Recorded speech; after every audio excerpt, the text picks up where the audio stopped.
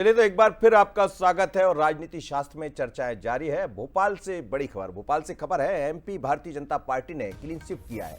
Bharatiya Janata party ने एक नया रिकॉर्ड बनाया है, वोट शेयर का रिकॉर्ड। बीजेपी का वोट बैंक 58 से बढ़कर 59 यानी 59.27% हुआ है। बीजेपी की बम्पर जीत का श्रेय किसे देना चाहिए, लेकिन इस बीच हम बात कर रहे हैं कि आखिर बम्पर जीत मिली है तो भोपाल से भी बड़ी जीत मिली है। तो ये तो वो बातें हैं जिसमें क्लीन स्वीप हुआ है, लेकिन भोपाल यानी राजधानी से भी बड़ी जीत मिली है आलोक शर्मा को।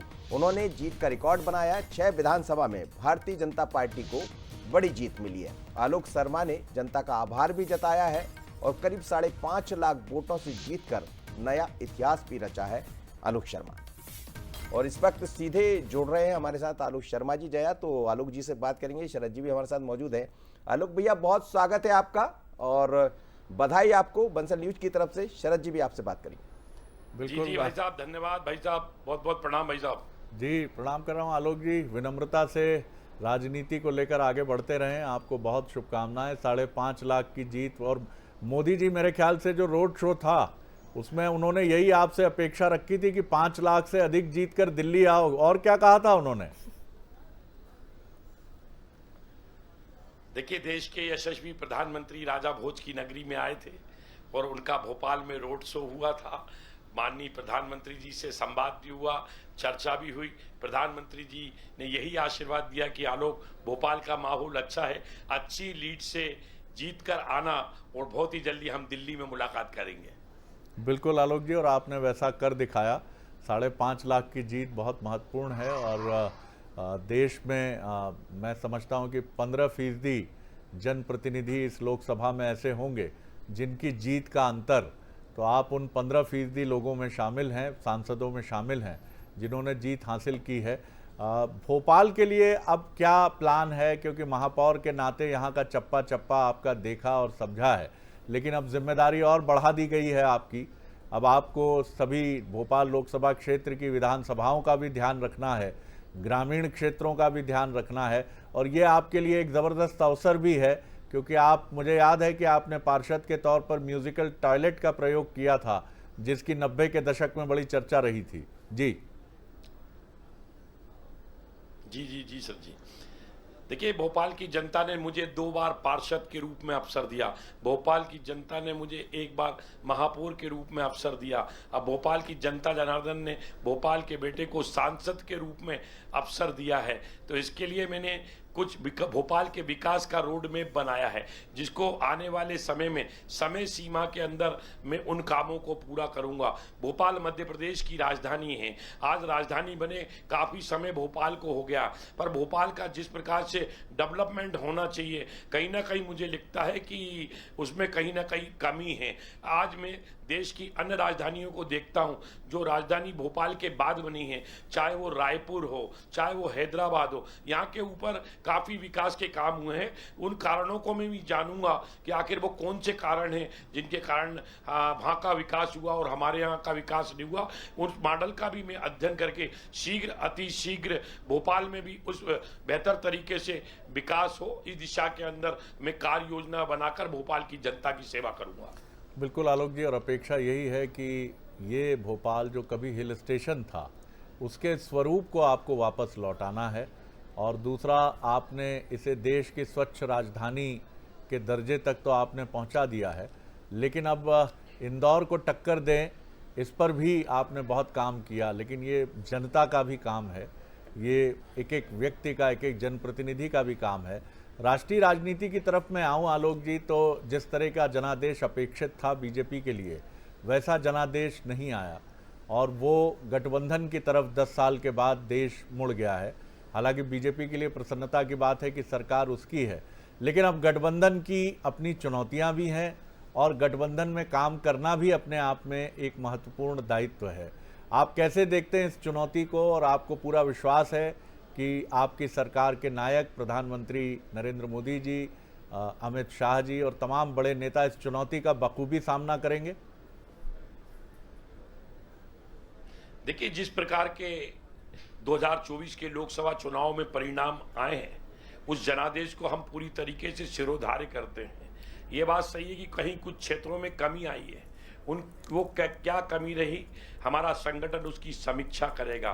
पर इस बार भी देखना चाहिए, कई ऐसी स्टेट भी हैं, कई ऐसे क्षेत्र हैं जहां पहली बार भारतीय जनता पार्टी का खाता खुला है, और इस बार देश में तीसरी बार आदरणीय नरेंद्र मोदी जी को देश की जनता जनार्दन प्रधानमंत्री के रूप में आशीर्वाद दे रही है।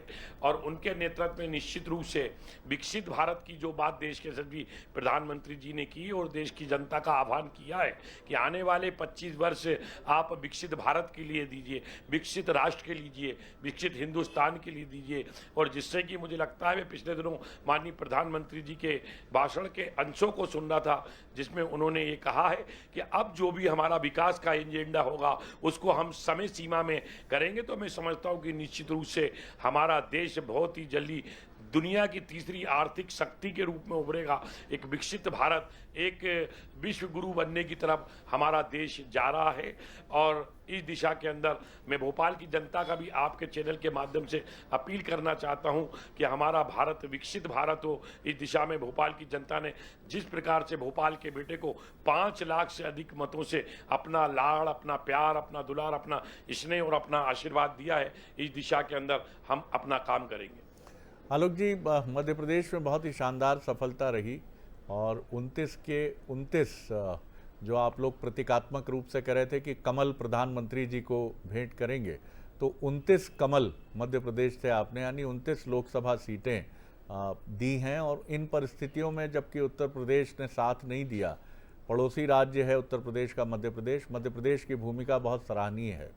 इसमें निश्चित तौर पर सरकार, संगठन, आप जैसे युवा नेता, कार्यकर्ता, इन सब का एक अद्भुत समन्वय है जिसने इस समय जिस तरह से अपनी पार्टी का साथ दिया है। कैसे देखते हैं आप? संगठन में आपने काफ़ी काम किया है, भोपाल संगठन के मुखिया रहे हैं आप, प्रदेश संगठन में भी आपने अहम जिम्मेदारी संभाली है। जी जी शरद जी, भारतीय जनता पार्टी का संगठन जी की जननी है हमारा मध्य प्रदेश। संगठन की रीति नीति सिद्धांत, संगठन की पंचनिष्ठाएं, संगठन में हर कार्यकर्ता का निर्माण, कार्यकर्ता के काम का मूल्यांकन। आज जो भारतीय जनता पार्टी का संगठन है, आज श्रद्धेय कुशाभाऊ ठाकरे हमारे बीच में नहीं है, श्रद्धेय प्यारेलाल खंडेलवाल हमारे बीच में नहीं है, श्रद्धेय नारायण प्रसाद गुप्ता, श्रद्धेय स्वर्गीय कैलाश सारंग हमारे बीच में नहीं है। ये वो तपोनिष्ठ भारतीय जनता पार्टी के नेता थे जिन्होंने इस संगठन को मंडल स्तर तक उतारा। पर वर्तमान भारतीय जनता पार्टी के संगठन ने इस संगठन को नीचे तक उतारा, बूथ तक उतारा, पन्ने तक उतारा। और पिछले आप देखिए 2003 के चुनाव से मध्य प्रदेश की जनता जनार्दन ने कांग्रेस को बाहर का रास्ता दिखा दिया। चाहे 2003 हो, 2008 हो, 2013 का विधानसभा का चुनाव है, 2018 के चुनाव में कुछ चूक हमसे हो गई पर हम 19 में आ गए, 2023 का चुनाव हो, 2024 का लोकसभा का चुनाव हो, कांग्रेस को बाहर का रास्ता दिखा दिया है। कहीं ना कहीं भारतीय जनता पार्टी का संगठन मजबूत है, एक परिवार के रूप में, एक टीम स्पिरिट के साथ, टीम भावना के साथ काम करता है। उस सरकार और संगठन में जो संतुलन है, इसका लाभ कहीं ना कहीं मध्य प्रदेश की जनता को मिला है। और मध्य प्रदेश की जनता लगातार भारतीय जनता पार्टी को अपना आशीर्वाद दे रही है। इसी के कारण आज 29 की 29 लोकसभा के ऊपर कमल का फूल खिला है। मैं समझता हूं कि दुनिया हो, देश हो, अन्य राजनीतिक दलों को भी आना चाहिए और भारतीय जनता पार्टी किस प्रकार से मध्य प्रदेश में संगठन के माध्यम से, जन कल्याणकारी योजनाओं के माध्यम से काम करती है, उसकी समीक्षा करना चाहिए, सीखना चाहिए। बिल्कुल ठीक है, लेकिन आपने अभी एक शब्द का प्रयोग किया, बीजेपी को अपने मूल पिंड और मूल स्वरूप से अलग नहीं जाना चाहिए, क्योंकि पंचनिष्ठा जिस शब्द का आपने प्रयोग किया, माफ़ कीजिएगा, मुझे लगता है कि बीजेपी में अब ऐसे लोगों की संख्या बहुत कम है जिनसे अगर पूछ लिया जाए कि पंचनिष्ठाएं क्या हैं बीजेपी की, तो वो उत्तर नहीं दे पाएंगे। और बाहर से भी आप मित्रों को लगातार ला रहे हैं, तो बीजेपी का जो कोर एजेंडा है, जिसका पठन पाठन कुशाभाऊ ठाकरे जी ने कराया, उसके पहले दीनदयाल जी ने कराया, श्यामा प्रसाद जी ने कराया, गुरु गोलवलकर जी ने कराया, ये जो मूल पिंड है बीजेपी का, वो इंटैक्ट रखना भी बहुत ज़रूरी है। बहुत शुभकामनाएं आलोक जी कि आप आगे बढ़ें, और अब दिल्ली जाने की तैयारी है आपकी, बहुत बहुत शुभकामनाएं, बहुत धन्यवाद बंसल न्यूज से बातचीत करने के लिए।